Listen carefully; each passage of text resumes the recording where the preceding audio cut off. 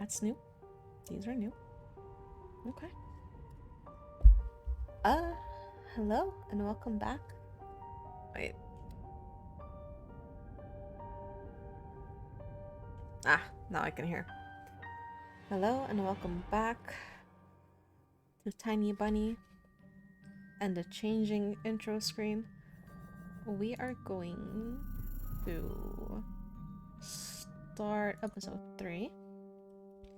Last episode, we saw the owl that our sister was looking at most nights. We got our glasses back, and the bully went missing, which is not something I expected at all. So now we're at school. He's the one who hated Baburin. Great. You think he did it? Yo, I've heard he's a weirdo. I hurriedly rubbed my glasses. The glasses! Samuel was clutching them in his fist while I was getting beaten up, and in just a couple of hours, this lost item was lying on the ledge of my window. It was hard to imagine that Sioma suddenly got guilty conscious and returned my glasses in such a strange way. I was shocked but kept walking towards the classroom, accompanied by nasty whispers all around me. That photo still stood before my eyes. Samuel has gone missing. Samuel is gone. His fat fingers will never get to my throat, his signet ring won't smash into my chin, he'll never humiliate me again. Wasn't that what I wished for? On the other hand, did I really wish Semyon to become a murky stain on the notice board? He was still someone's son or grandson, and he went through the same struggles as me. I guess. Did I really wish for my unseen companion to dispatch him in such a brutal fashion? I mean, you don't know what happened. He's just missing. I didn't know the answer. Okay, well, just missing is not really the correct form. He's been missing for a day, so maybe he got lost in the woods? Or I was just scared of it. Nonetheless, school still had something nice about it. Polina, the girl with a violin, was like a mountain spring, like well water that you gulp down, pressing your lips against the sink outer ring of a bucket and can't even get enough. What if I make her one of the characters in the story I'll draw? The protagonist will save her from terrifying monsters. She is a monster. She smiled when a dog got kicked. Hey, look at those. As soon as I thought of monsters, a bunch of my classmates slid down the rails, smirking like the xenomorphs from the Alien. I immediately felt larvae of fear writhe in my stomach. I didn't want to cross paths with Romka and Biasha after what happened yesterday, especially since Semyon suddenly went missing.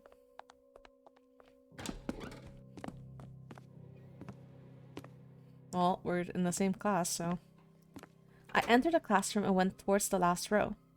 All of the chatter suddenly died down, so I walked there in a complete silence. It felt like my classmates pushed and poked me with their stares. They carefully observed my every move. They looked at me with a mortifying mix of pity, ridicule, and derision, like a scientist looks at an ugly representative of a newfound species of worms. I stared at the desk with a huge pile of library textbooks on top, my fists clenched. It felt like I was the one who disappeared in that snowy forest, and my desk was finally used for something worthwhile. Semyon's empty chair stood in front of me. The chair that once belonged to Volva was gathering dust somewhere in another classroom. Oh, what's that? An old cheap slide projector. I called this model a tank because it looked like one. There was a time when I had a lot of cool fairy tales that we used to watch with Dad in complete darkness. I remember Little Raccoon and One Who Sits in the Pond, Kipling's Mowgli, and many others. It's a pity that the school slides were mostly about minerals and PSA. That's it. What's that? Every boy my age I knew had something like this in his arsenal, powder firecrackers that blow up with a very loud sound. Especially inside an archway, it is said that they're produced in China and that a single one of them can blow your fingers off if you light it up and clutch it in your hand. It could, especially the black corsair type. They won't be enough to blow up plastic soldiers, but when it comes to stuff made of plaster, they should work. Why does he just have that on his desk? The 90s, man. Sit down. After a moment of hesitation, I sat down Baburin's desk, the place where I was supposed to be assigned by Lilia Pavlovia at first. The chatter resumed as if someone just unpaused the movie. Baburin's grandmas made such a fuss when he didn't return home. What are you looking at? First she ran to the school, then called the cops. Yes, yes, yes. Katya snuck a cunning glance at me, then leaned into her neighbor and whispered something. Girls from the second row also leaned in. She shared something with them too. Whispers, nods. I kept catching her stare on myself. Her neighbor stared too. The whole class was watching me. It was like they felt the need to watch me because they were searching for traces of blood on my fingers. I wanted to defend myself and shout, "Guys, listen, I'm innocent." The delinquents turned around and stared at me in silence. Their looks were dripping with malice. But why? What did I do to them? Their friend went missing and they're still focused on me. Suddenly, I noticed Bayasha drilling a hole in my nose with his eyes. It felt like he was about to point his finger at me and shout at the top of his lungs. Everyone look, Baburin snatched his glasses yesterday and now he has them back. Murderer. But he remained silent as if there was nothing special at all about my glasses. Yeah, because I used to admit that they were being little shits. I may be going mad, but I think Biasha knows something. He knows something, but he won't tell me what. As if looking for protection, I clutched the ruler until my hand hurt. You don't have to be Columbo to solve this. An American crime drama television series starring Peter Falk as Columbo, a homicide detective with the Los Angeles Police Department. Never watched that. Also, I really doubt that a fucking teenager murdered his classmate quite on this scale. Also, the first kid went missing before he even got there. Who held a grudge against Baburin? Literally everyone. Who hit him yesterday? Bullied him. Bullied him? The metal ruler fell out of my weak fingers. It hit the floor with a jingle and that made the other kids shudder. Katya bit her tongue and squirmed nervously. Chairs scraped against the floor. My classmates moved away from me, closer to the exit towards the teacher's desk. I was not the only one to catch wind of that change. Romka and Biasha looked around and winced in contempt. Too bad that they weren't afraid of me like everybody else. Shut it. I betcha Barburin just got a whipping from his old hag and ran off. They'll find him soon. They'll find him alright, in a ravine with his stomach cut open. She is fucking annoying. I gulped. Well, yeah. I imagined Sioma on a snowy blanket, his face white like a fish belly, split down the middle by the crevice of his mouth, snowflakes falling on his glassy eyes and filling up his throat. See, I could almost hear his condescending tone. It's all your fault. But why was Semyon the only one gets his just dessert for bullying me? Weren't all of them supposed to disappear? Romka, Biashka, Katya, along with every laughing onlooker? Oh boy. Weren't you just regretting that you were thinking that and now you want more of them to disappear? Of course, Semyon did me a favor by disappearing. Thanks to him, my classmates now stared at me in awe. But that was only one side of the coin. What if I'll have to repay that favor soon? The door creaked. Polina entered the classroom. I straightened up in a hurry so she wouldn't see me looking like a scared critter. Polina went to her seat without looking at me.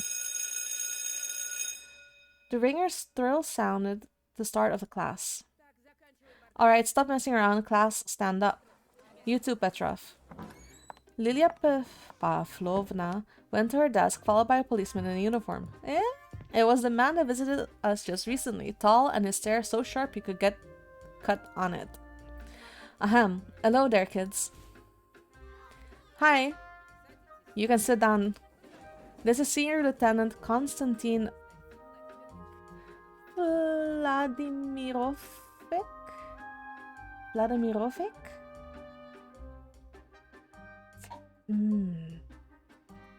Tikhonov? I'm sorry. He's going to ask you a couple of questions and give you a small PSA. The class livened up. Talking to a policeman was way better than studying. I, on the other hand, was ready to sit through the hundreds of hours of Russian literature just to escape the lieutenant's oppressive stare. His brown eyes felt around the classroom looking for me.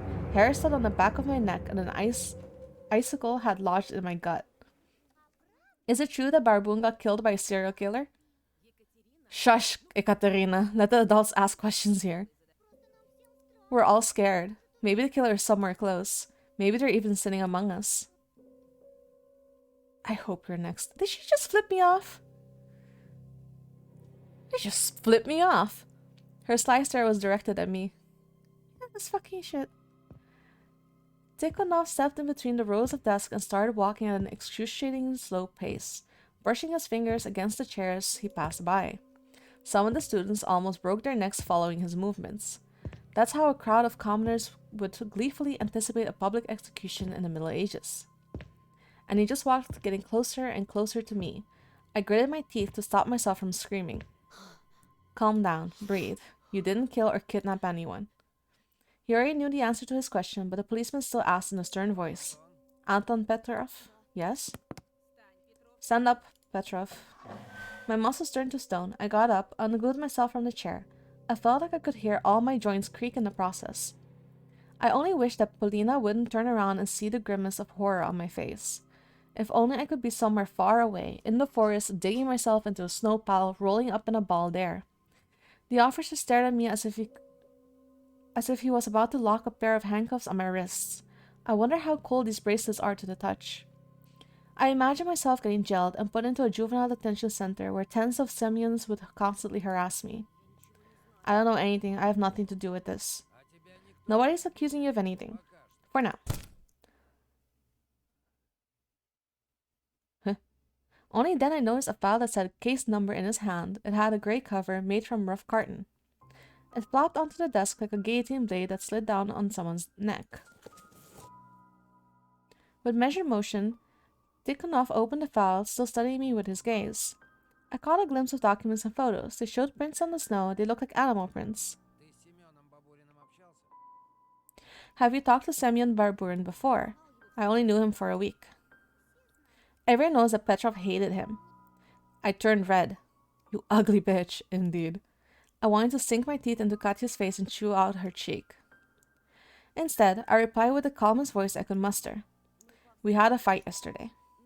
But he started it. So I hit him. How hard did you hit him? Not that hard. I waved my hand indecisively. Tikhonov looked at my fist as if he was surprised that I managed to hit the big kid from the photo. Surprisingly, Lilia Pavlovna came to my rescue. Baburin is a troubled teen, a true pain in the rear. The officer replied with a meaningful nod and fished out a notebook out of the file.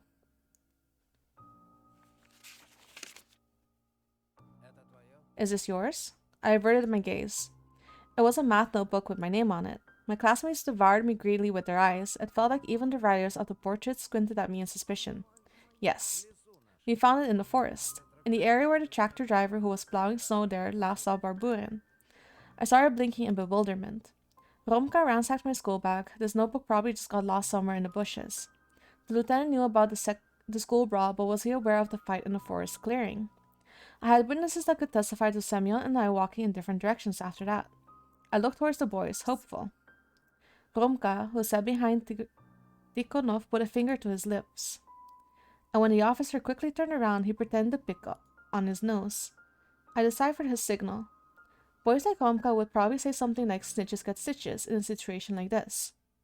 I frantically fixed my glasses. Wait, Semyon took them away yesterday, but now they're... So what were you doing in the forest yesterday, Anton? I go to school through the forest. It could have easily fallen out of my bag. Easily, just like me producing this half-truth. Be careful out there. Before I could realize whether it was a genuine piece of advice or a veiled threat, the teacher said, Class, the officer will now tell you about some rules you should follow. So the killer does exist. We can't make any of this public for now. Whether the criminal really exists or not, you should be mindful of your safety. The police, your parents, and your teachers all watch over you, but no one guards you better than yourself. Alright, any questions? A stockade of arms rose from the desk. The kids shouted over each other, swarming the policeman with questions. In an attempt to calm down the chorus, he moved towards the blackboard. The gray file was left lying in front of me. I stared at it, my breathing so ragged that it might have looked like someone who just ran a 100-meter sprint. Beads of sweat rolled down my back. I looked around the classroom. My classmates were catching officers' every word. Only Romka was saying something to Biasha. Lilia Pavlovna was staring into the window, fighting back yawns. Объявлять комендантский час причин пока нет. Слишком мало времени прошло с момента исчезновения вашего What am I doing? одноклассника. Oh, Вы все уверены, что I'm он not вернется opening живым that. и здоровым? Но сразу после... Nobody paid me any mind, so I slowly opened the file. My fingers started sifting through the documents. Ksenia Talvera, 6 years old, left her home sometime in December. Identifying features, okay. My heart almost jumped out of the ribcage. A round-faced girl no older than Oya smiled at me from the photo. The first victim of a serial killer. The first child to disappear in a forest without a trace. I turned another page. Vladimir Matyukin, 10 years old. Vova was the second.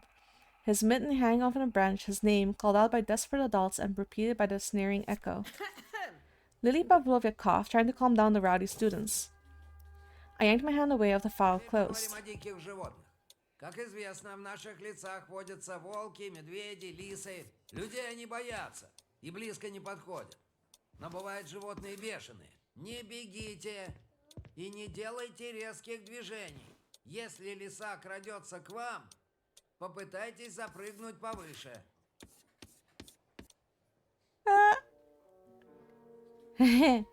Okay. Maybe I had another opportunity to go look. I don't know. I can go back and do that. I just don't know what would have happened if I had gotten caught.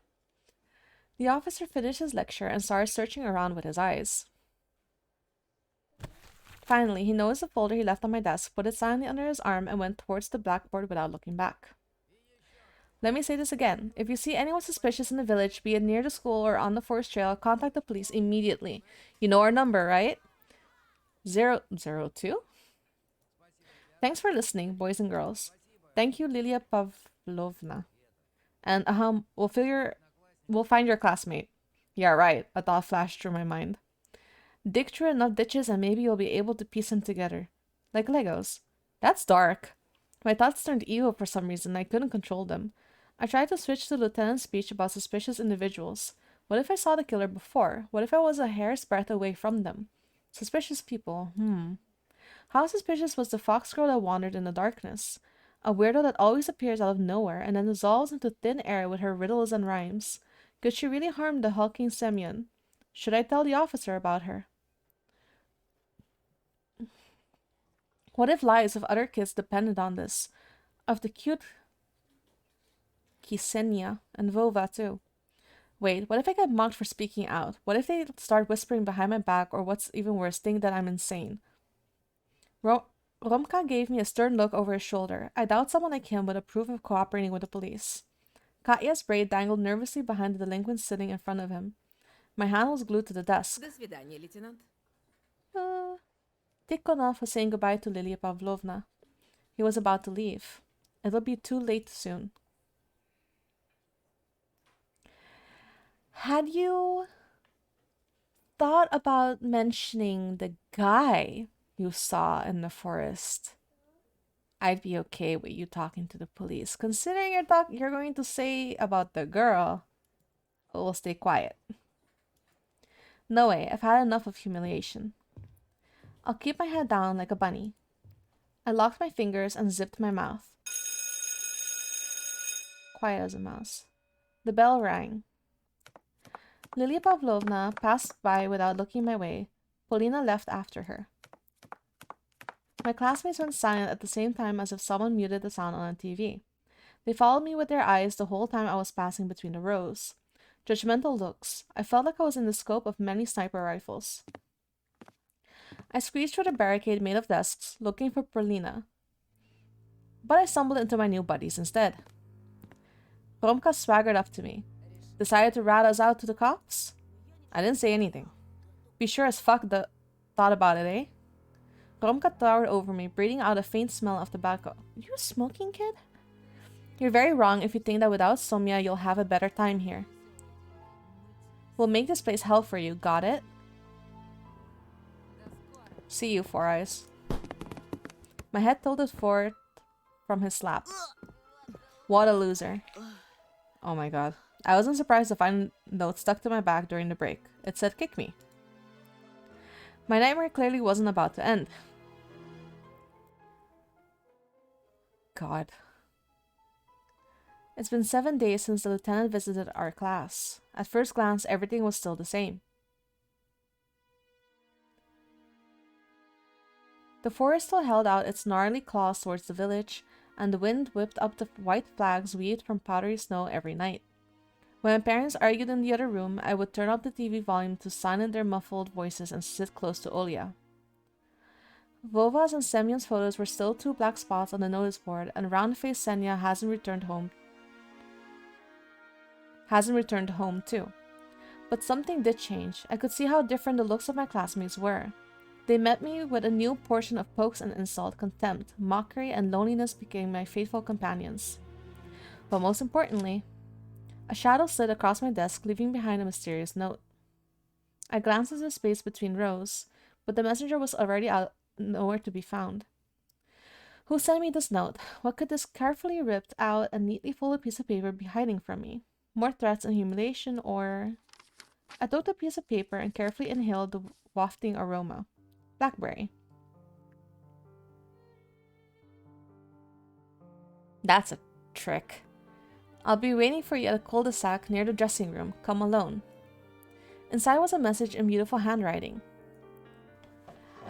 Drunk on that sudden call, I immediately started walking, looking over my shoulder from time to time, making sure nobody is following me.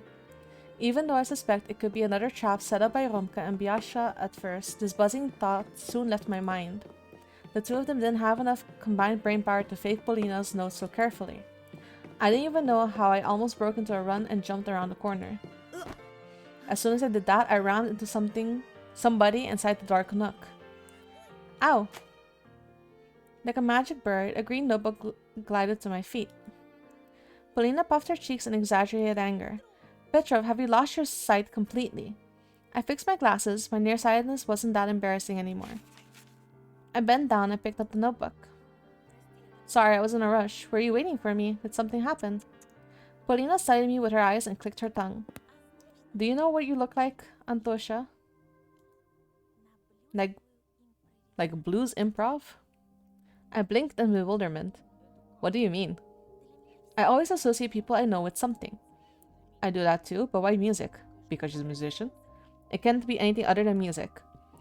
Some people are like guitar solos, some are drums. People like our Lila Pavlovna are war murderers. And you're so thoughtful, so mysterious, sometimes even a bit sad. You're delightfully blue. Oh, you're definitely blue, not delightfully blue. Blue can be delightful. And what about the improv part? It's when the listener has no idea where the melody will go, what tempo it will adopt. Of course, some of the things Polina said went completely over my head, but I couldn't stop looking at her smile, light like a breeze in May, and her eyes deep in blue. One needs to have experience and taste to recognize the music in you. You're not some pop music. I don't think I even know what blues is. Oh. Paulina gasped and frowned, which made her look even more beautiful. Don't say something like that to my face. I'll make sure to give you a cassette. Grandpa used to bring me so much music from the city, jazz, swing, and classical too. He was the one to notice my musical mindset. When I was still very little, I tried recording the sound of nature on paper, the songs of the rain and the forest. I wish I had ears like yours. And I'd love to have your eyes. I tensed up, worried that she was making fun of me, but Polina shook her head. No, I'm serious. You have the eyes of an artist. You're so good at picturing things, I can't do that. Katya walked past us with her trademark frosty glare. We dove into the shadows, trying to escape it. You understand why we're hiding here, right? Because of people like her. And what kind of melody is Katya? Polina flashed me a sly smile. The squeaking sound of unoiled door hinges. You know, this nasty I giggled, covered my mouth. Katya didn't hear our whispers, but she suddenly glanced over her shoulders, clearly annoyed. A moment later, she sighed and went her way.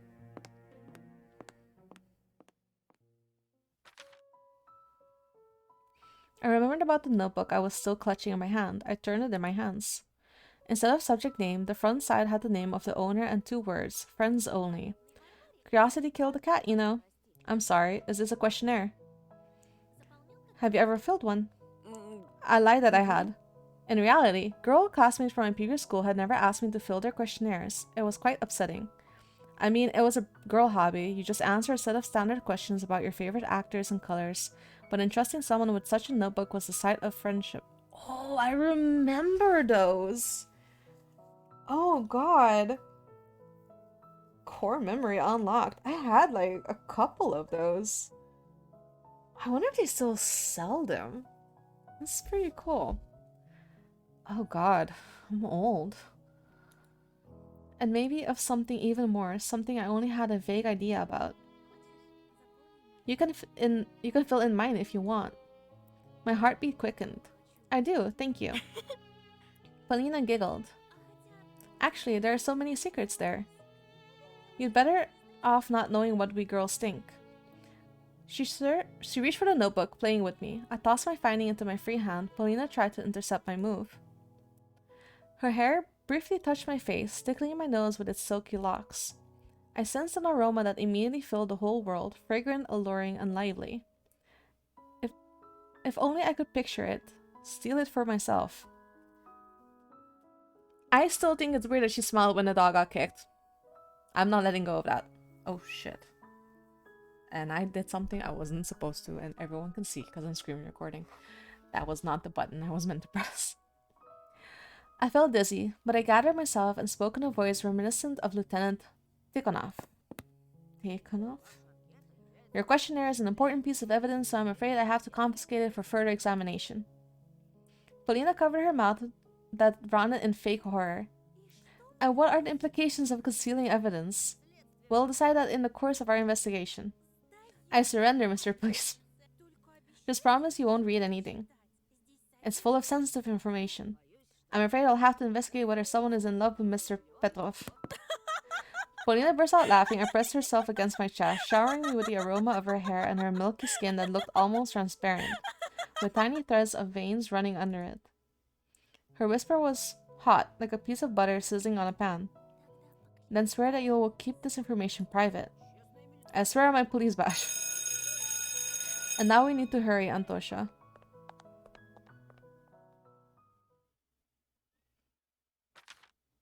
I took out the notebook during class. Cute. I skimmed through it, reading into other people's preferences. I was quite surprised to discover Romka's jerky handwriting inside. What is that? February? Hanging out, buying a BMW. Swords. Don't trust, don't fret, don't ask. DuckTales. Yasha? His letters bulged out of the cells as if embarrassed by their shapelessness. Fearsome Romska found time for something so silly. I chuckled into my fist after I found out that Romka's favorite cartoon is not even Darkwing Duck, but DuckTales. Somewhere in the distance, a teacher was reciting pieces of Andreev Snapper. I paid them no mind. Polina's page was decorative, with flowers, drawings, and clipping from the Cool Girl magazine. Her favorite musician is Schubert. Her best friend is her grandpa. Her hobby is not violin, like I expected, but a much more mysterious listening. Can such a mundane process really be someone's hobby? I looked at Polina over the heads of other students. She was focused on taking notes. I flipped the page until I found a blank one and armed myself with a pen. Anton Petrov, Class 6B. Oh, neat. I took a long time to decide on my favorite musician until the trendy pop band Carman came to mind with the cool dancers in their music videos. Carmine? A Soviet and Russian techno-pop band most popular from the late 80s to early 90s, founded by Bogdan Titomir and Sergei Lemok. It is mostly remembered for unique dancing performances and for writing a music theme for the Captain Pronin cartoon. I don't know what that is either. Favorite holiday? This one's easy. New Year's. Really? My hobby is drawing.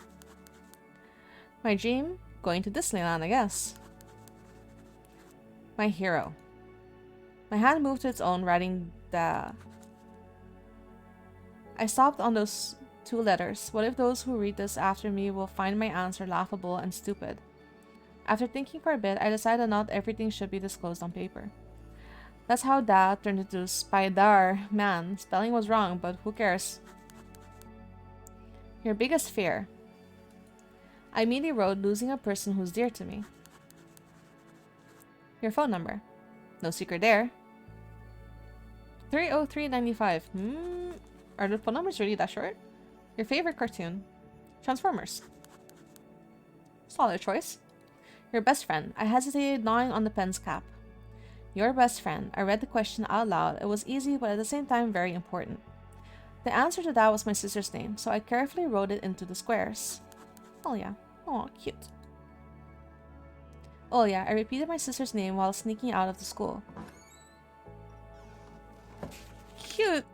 There was a cute freshly drawn dragon in my notebook that I made to please my beloved sister. Wait, why are we talking about the sister? And he finally got around to drawing... What's happening to the sister? In this land of darkness and deceit, her support was the only thing that inspired me to keep drawing and stopped me from losing hope in humanity. Refreshing frosty air made my cheeks turn beet red. It was bright outside, and the sun looked like a whole egg yolk. The road looked as if it was silvered, the snow sparkled under the sunlight. I smiled, squinting from the bright, blinding whiteness. Who cares if I don't have any true friends anymore? I have something more important, someone who needs my help, who will never betray or hurt me. Family is the most important thing ever. That's what Dad always told me. Agree to disagree. Oh yeah. Hey, what's up with that stupid grin? What's up with your stupid face? My numb lips immediately shrank. Bayasha was shuffling his feet in the middle of the yard, his boots restless on the ice. It's not a grin. I tried to go around him, to no avail. Lady Fortune waved me goodbye, disappearing in the early twilight. In a hurry, eh? A little bit. Dad is waiting for me. I'll shoot him a pager message that you're not coming, eh? My eye flinched unwittingly, my skin dampened.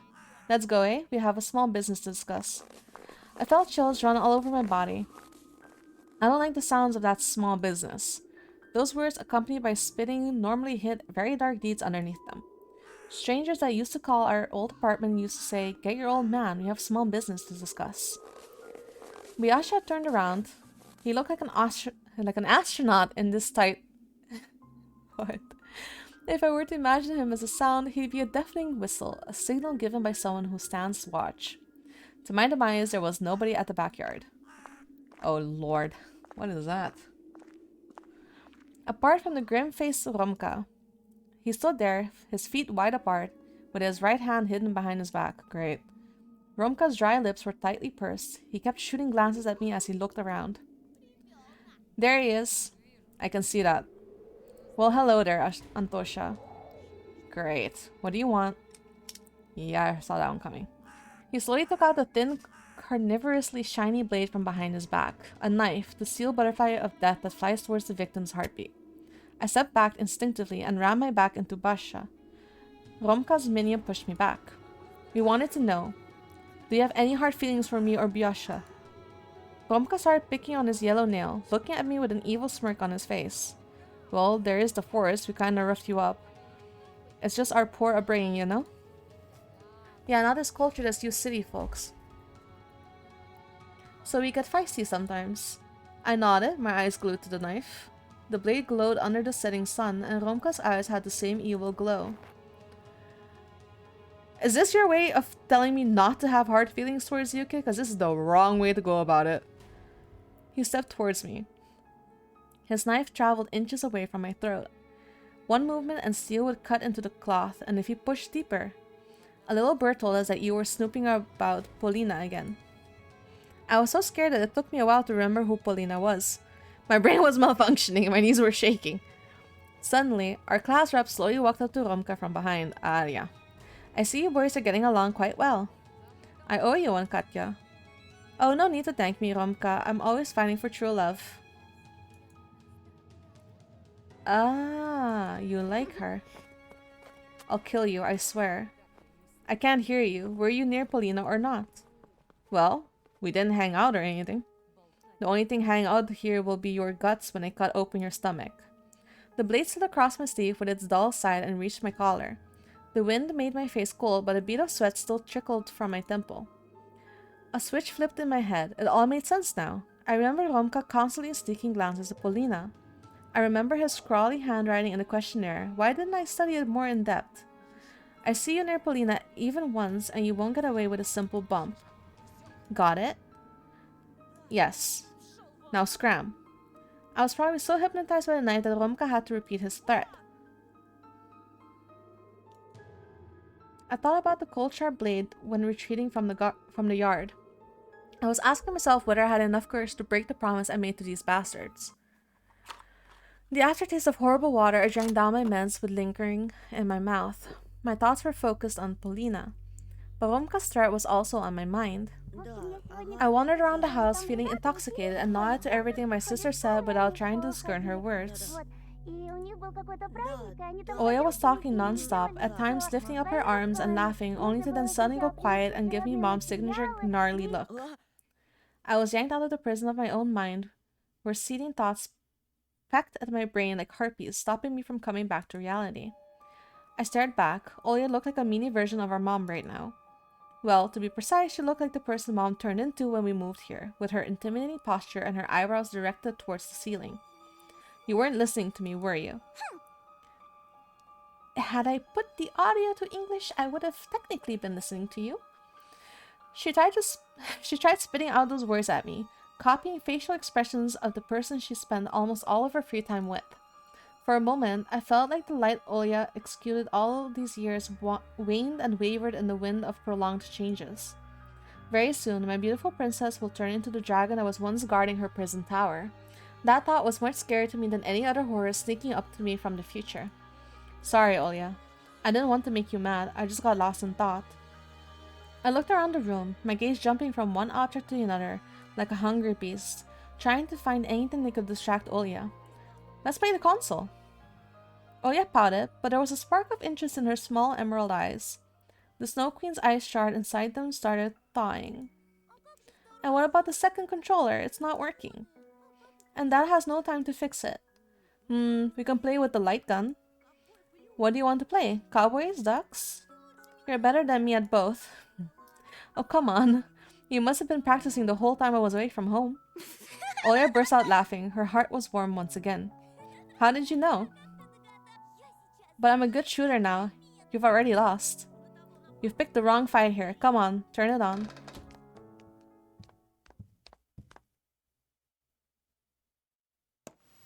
Why is the screen black? Okay. Little Oya jumped towards the TV set and after flicking the power switch, started blindly feeling around the backside of the photon, trying to plug the console cable into the antenna input. Bits of TV shows started flashing on this CRT screen, and I armed myself with the remote to look for a channel with the sought-after Dendy signal. That's Home Alone. A big home in the CS region in the 90s. It was an official third-generation Famicom or NES console. Neither Famicom nor NES were ever licensed for the Russian market, so Dendy was the only popular alternative for 8-bit gaming during that time period. Oh. Dendy. I wonder if there's like any good horror games on that or something. Did anything interesting happen at home? It was a mundane question for me. I didn't put any actual meaning behind it. But Oya's expression suddenly changed. She lost all of the childish nonchalantness she worked so hard to acquire before. What happened, Oya? My sister managed to put the cable in its place and started brushing off her dust-covered hands. She was clearly looking for the courage to continue the conversation. Mom, Oya went silent, and for a moment I thought I saw tears welling up in her eyes. She had this scary thing happen to her, again. My sister looked at me with wet eyes. Again. She had a fit. This has happened before, but it was a rare occasion. Now that we moved to this godforsaken place, Mom's fits rose in frequency. Dad brought home a big fish. What the fuck is that? It was wrapped in a newspaper and had a foul smell. Mom got angry again and then she took a knife. Oya squirmed, looking fearful out of the window. They started screaming at each other. I froze, imagining my little sister so small and unnoticeable, standing in the kitchen doorway. She wasn't even trying to hide. Our parents just paid her no mind at all. And then Mom stroked with her fist, like this. Oya slightly moved her fist downward, imitating a strike. She hit the fish. It was still alive, Tosha. It must have been in pain, and Mom It was easy to imagine what happened next. The withering fish with a blade between its fins squirted some foul-smelling musk into Mom's face. Whenever death got this close to my mom, be it when a person was hit by a bus in front of us and her blood was smeared all over the windshield, or when Grandma chopped off a chicken's head, Mom would always get into a weird, dreadful fit. Her eyes would roll over, she would fall on her face like a freshly cut tree and start withering just like the agonizing fish, turning over chairs and blurting out bits of scary sentences. And what about Dad? Did he help her? Olya shuddered as if just remember it pained her. Yes, but at first, he started laughing, Tosha. He let out an evil laugh when he saw that Mom was in trouble. But then he cried. Olya's story made me raise an eyebrow. It seemed like the force oozing madness had not only completely consumed our mom, but also infected our strong and courageous dad. I quickly stepped towards Olya and locked her in a tight embrace. She dug her face into my chest and I could feel my shirt becoming wet. Why are they bullying each other, Tosha? Are they crazy? I stuttered, unable to justify the actions of her parents. I had ran out of words, and all I could do was hug Olya even tighter.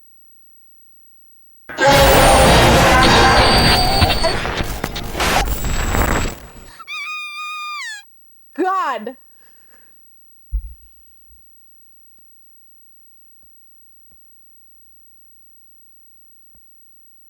I'm so the curtains were open, so I was looking at the fucking window, not at whatever the... Turn it off, quick. You think I'm gonna go towards that thing? No matter how many times she saw this intro, she would always react the same. Just like when she saw that owl. This is the intro to the console? I mean, I also got goosebumps every time this ghastly face appeared on the screen, so I immediately complied with my sister's request. What? Vid, a TV company logo depicted a cinematic head of the Chinese philosopher Xiao Xiang with a three-legged head toad on top of his head. It instilled horror in the whole generation of 90s kids in Russia. Yeah! And in this one too! The fucking... 90s kid, but goddamn. Oh, I can't click anything else. No, it is only play. We play.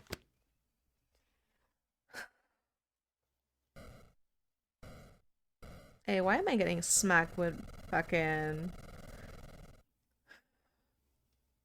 bullshit? Finally, the game section screen showed up from the cartridge that was bundled with the console.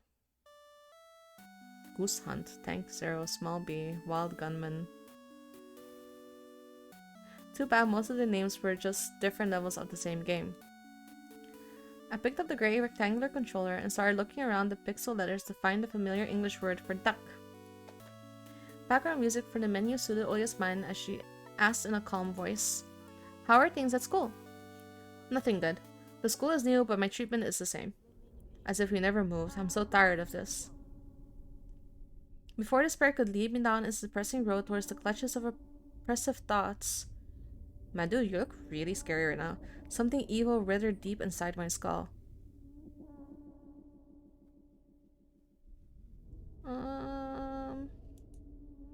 Awakening wild and pleasant memories. Actually, something good did happen. Olya watched with hope-filled eyes as a wicked smile spread across my face, faintly resembling the wound from a box cutter knife. Another boy went missing. Tosha, don't you think that's... Do you think that's good? Why do you say that? My sister's voice trembled when she looked into my eyes through the thick lenses. You know, that other missing boy, Vova, maybe what happened to him was all his fault. Maybe he did something so bad that he no longer deserved to live. Don't be so cruel, please. Olya pressed her knees into her chin and hugged them with her hands, trying to take up less space, as if she wanted to shrink or even disappear altogether. It was the only reasonable thing for us to do, go missing among all the other broken toys, and never encounter evil parents or mad classmates. We're the only ones left for each other, the only ones who can protect, listen, and sympathize. Which means she's bound to listen to what I think about them, all these beasts pretending to be children that are so eager to bully the weak. It was my turn to speak. I think they won't be the last. My breathing quickened. My fingers started banging on the wooden floor. People like them are not worthy of living, going to the same school with us, or looking at your light. My thoughts got tangled. They slipped away along with my calmness. Tosha, stop. You're scaring me. Don't be scared. I can protect you. She needs protection from you. Then I finally noticed that Oya was looking at me like I was a stranger. Who are you? The rage that welled up inside me subsided. It hid under the guise of my cowardliness, leaving me alone with the growing feeling of guilt for scaring my sister. Oya, I'm sorry. I didn't mean to. I guess I'm just going crazy in that school. She rushed and embraced me, barely holding back her tears. It's okay, Tosha. Just please never say anything like this again. I swear on Mom's heart. Olia flashed me a bitter smile. And you told me I shouldn't say that. You're right. Let's start playing already. That was dark. I'll go first. Player 1, get ready. Oh, do I have to actually move her? Probably not, right? Is this Duck Hunt? Oh, wait. Wait.